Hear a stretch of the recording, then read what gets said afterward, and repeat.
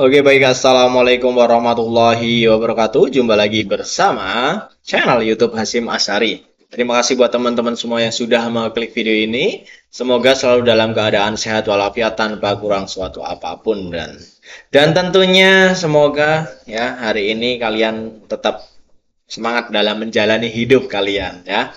Dan saya juga tentunya harus semangat ya. Dan gini guys, ini mohon maaf untuk hari ini sedikit telat upload karena banyaknya kesibukan yang harus saya lakukan, harus saya kerjakan ya. Dan ini hari ini siang ini saya membuat video reaction dan nantinya pastinya langsung saya upload buat hari ini juga.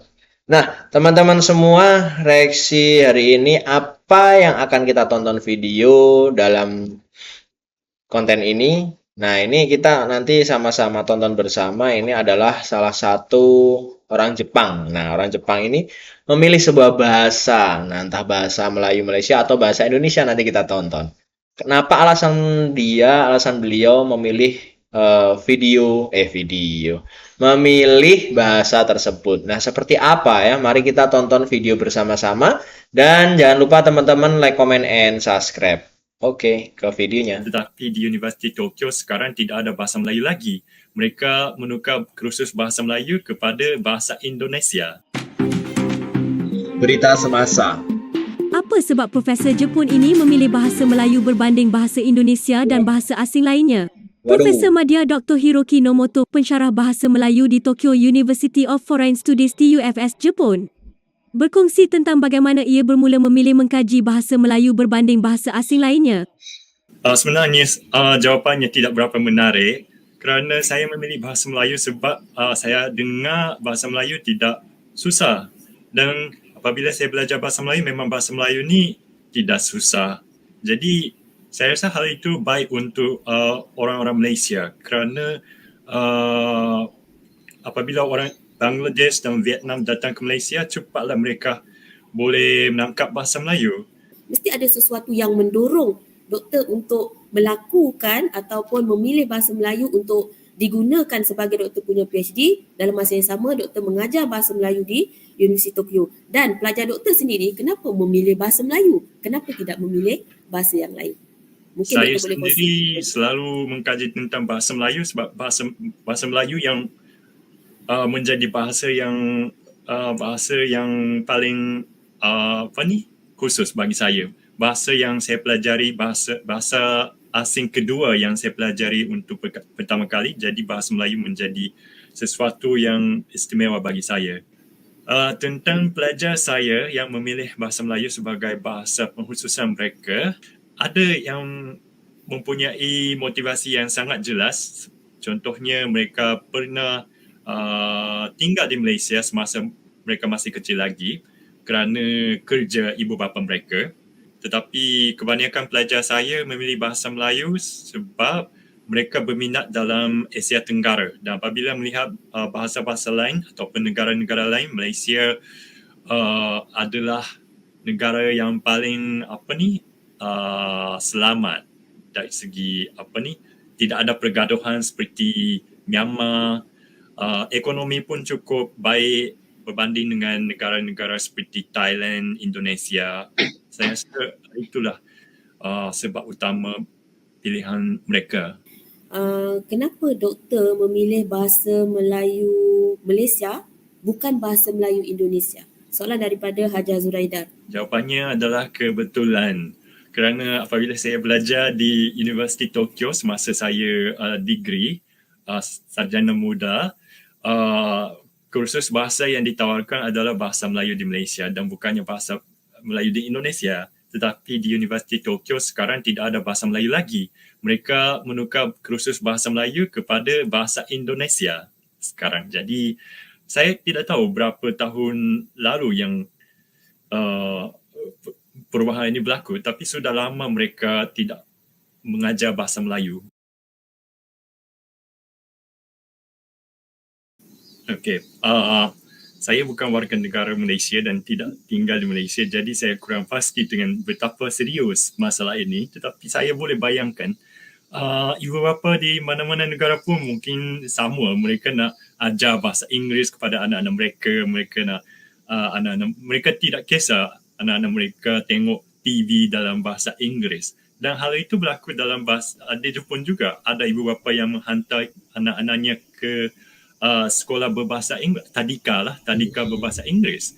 Tetapi situasinya berbeza di antara Malaysia dengan Jepun. Di Jepun, walau macam mana pun mereka anak-anak itu menjadi pandai dalam bahasa Inggeris, mereka tidak ada peluang untuk menggunakan bahasa Inggeris di luar tadika ataupun luar keluarga lah. Di luar semua bahasa Jepun. Jadi mereka tidak ada peluang.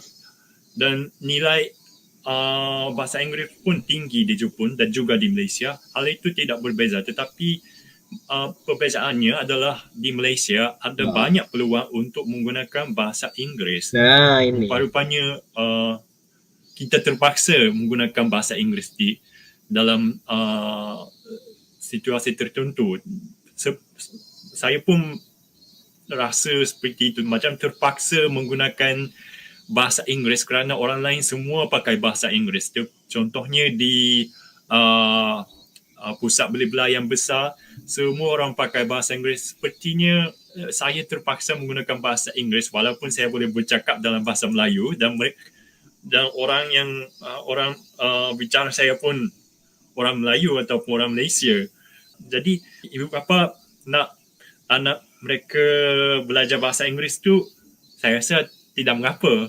Masalahnya selepas itu anak itu sama ada biarkan anak itu bercakap bahasa Inggeris di luar, di mana-mana sahaja, ataupun orang Malaysia membina masyarakat di mana bahasa Inggeris terhad kepada dalam keluarga, ataupun membiarkan bahasa Inggeris di mana-mana saja, termasuk perniagaan, sains dan teknologi dan sebagainya.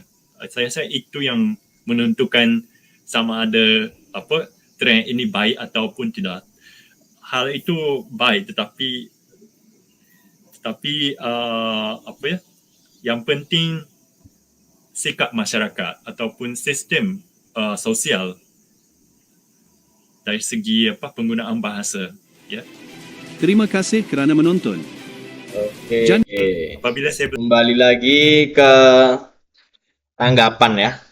Jadi tadi ada sedikit yang disampaikan juga, ada kalimat yang disampaikan bahwasanya dulu di sana di Jepang ada kursus bahasa Melayu Malaysia, tapi sekarang sudah digantikan dengan bahasa Indonesia untuk kursusnya. Nah, sejak kapan untuk orang Jepangnya pun tidak tahu sejak kapan itu dimulai. Dan kemudian teman-teman, berarti dari situ Indonesia ini lebih maju dan bisa menyaingi bahasa yang ada di Malaysia gitu ya, secara tidak langsung gitu. Nah, kemudian tadi sempat dikatakan bagaimana bahasa Inggris itu kan, ketika kemajuan bahasa Inggris di negara dan orang-orang penduduk di negara tersebut bisa pandai menggunakan bahasa Inggris. Nah, di sini di Jepang itu, di Jepang itu ketika anak-anaknya disuruh dalam belajar bahasa Inggris di sekolah itu nilainya tinggi, hasilnya bagus. Tapi di situ tidak ada tempat di mana dia berkomunikasi dengan bahasa Inggris. Nah, itu lebih bagus. Karena di sana mengutamakan bahasanya sendiri, ya kan? Bahasa Jepang sendiri, tidak menggunakan ketika kamu pandai bahasa Inggris, di situ kamu bahasanya menggunakan bahasa Inggris terus tidak. Nah, tapi dia ketika di lingkungan tetap menggunakan bahasa Jepangnya. Nah, berbeda jauh dengan Malaysia. Ketika di Malaysia itu belajar bahasa Inggris, ketika dia sudah pandai, itu banyak yang melupakan bahasa Melayu Malaysianya, melupakan bahasa Malaysianya gitu kan. Nah, disitulah yang akan merugikan negara. Kenapa merugikan negara? Karena ketika negara tersebut kehilangan bahasanya atau masyarakatnya terbiasa dengan menggunakan bahasa asing, bahasa lain, itu bahkan rugi ya. Karena di negaranya sendiri tidak menggunakan bahasanya sendiri gitu. Bisa dikatakan nanti bahasanya bakal hilang dan tidak mempunyai bahasa gitu kan. Nah, teman-teman ya harus paham hal itu. Dan kita sebagai orang Indonesia juga harus bangga, kita ketika kita bisa bahasa Jawa, iso bahasa Jawa ya kan, bahasa Jawa, bahasa Sunda. Nah, mana nih yang dari Jawa ya? Dari Jawa Tengah, Jawa Timur atau ngendi wae lah terserah ya. Nah, yang penting wong ngendi wae sing nonton. Nah, aku ya iso bahasa Jawa loh, guys. Nah, oke dikit-dikit ya. Nah, itu. Jadi walaupun kita ini misal terbiasa kita ngomong bahasa Jawa ya kan. Nah, nang omah ngomong karo mae ngomongi wis ngono jumuk niki bro piye kabare bro, nah kan bahasa Jawa wis biasa bahasa Jawa. Nah kita tapi tetap menjunjung bahasa nasional karena kita orang Indonesia, nah jadi menggunakan bahasa Indonesia. Kita biasakan di lingkung formal maupun non formal kita tetap bisa bahasa Indonesia karena itu adalah bahasa kita. Untuk bahasa sehari-hari yang di lingkungan Jawa ataupun Sunda itu bisa menggunakan bahasanya daerah masing-masing kan, ataupun suku yang lainnya segala macam itu pasti menggunakan bahasa kebiasaannya. Nah teman-teman, di sini tadi juga disampaikan bahwasanya ketika menggunakan bahasa, menyikapi bahasa tersebut itu tergantung sosialnya atau masyarakatnya. Nah, itu kembali lagi kepada kita, kepada kalian sebagai penduduk negara masing-masing gitu kan. Kalau kita sebagai orang Indonesia, kita tetap bisa menggunakan bahasa daerah, bahasa nasional ya kan, bahasa Indonesia. Nek wong Jawa ya biasa sehari-hari ini nganggo bahasa Jawa ya kan. Nah, ngono guys. Nah ya. Dan kalau orang ketika kita di dunia formal atau ketemu orang yang ini, bahasa pemersatunya itu bahasa Indonesia. Misal nih, nek aku misal wong Jawa. Nah, koncoku wong Sunda. Aku ini artinya ya, kalau misal saya orang Jawa, teman saya itu orang Sunda. Kita sama-sama nggak ngerti nih. Aku nggak ngerti bahasanya dia bahasa Jawa, bahasa Sunda. Nah, wong Sunda gue juga nggak ngerti bahasa aku bahasa Jawa ki piye artine. Nah, untuk mempersatukan itu, kalau saya orang Jawa nggak ngerti bahasa Sunda. Nah, orang Sunda nggak ngerti bahasa Jawa. Nah, kan bingung kan karena beda daerahnya. Nah, untuk mempersatukan antara Jawa dan Sunda itu menggunakan bahasa Indonesia. Kita ngobrolnya pakai bahasa Indonesia. Itulah bahasa pemersatu ya, teman-teman ya. Tuh, salah satu contohnya. Nah, sekarang kembali lagi ke masyarakat. Kalau orang Indonesia insya Allah luar biasa pokoknya persatuannya luar biasa ya. Nah, itu untuk PR orang Malaysia itu tadi. Jadi, ketika kamu pandai bahasa Inggris, ayolah gitu kan. Junjung tinggi bahasamu, bahasa negaramu Malaysia ya gitu. Kalau kita sudah terbiasa walaupun kita pandai bahasa Inggris, ya udah bahasa Inggris itu untuk rahasia kita sendiri. Ketika kita ngobrol karo temen sama temen, nek wis biasa ngomong Jawa, ya wis ngomongnya Jawa bareng ngobrol karo koncone Jawa. Biasa Indonesia ya Indonesia gitu kan. Tapi kalau dia bertemu dengan turis atau segala macam, nah turisnya kok nggak bisa bahasa Indonesia, dia berusaha menjelaskan dengan bahasa Inggris. Itu fungsinya bahasa Inggris atau bahasa asing. Atau dia jalan-jalan ke luar negeri, nah itu menggunakan bahasa asing tersebut. Tuh ya, kalau yang saya rasa di Indonesia seperti itu. Lah, nyong ya iso ngapak ya. Nah, pokoknya di Indonesia itu luar biasa ya. Pokoknya banyak bahasa, banyak suku, banyak agama, tapi di Indonesia bersatu luar biasa ya. Itulah negara yang hebat. Kita itu negara yang hebat luar biasa.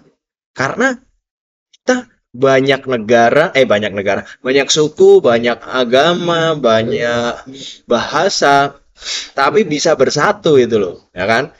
Nah, ini bedanya dengan Malaysia. Dengan Malaysia itu kan diutamakan Melayu nih. Melayu sama Bumi Putra. Nah, itu. Nah, kalau terus di sana itu kan banyak pemetaan. Kalau kita enggak sih, ayo bareng-bareng gitu kan. Nah, kalau upacara nasional ya wis nasional kita bareng-bareng Batak, Sunda, Jawa, terus campur lah banyak. Kayak saking banyaknya suku di Indonesia sampai aku nggak hafal. Tuh ya, teman-teman ya. Oke, terima kasih buat teman-teman semua untuk yang sudah menonton. Apa tanggapan kalian? Silahkan komen di kolom komentar. Dan silahkan subscribe jika kalian suka video ini. Dan like, comment, and share. Oke, terima kasih teman-teman yang sudah bergabung. Terima kasih. Wassalamualaikum warahmatullahi wabarakatuh.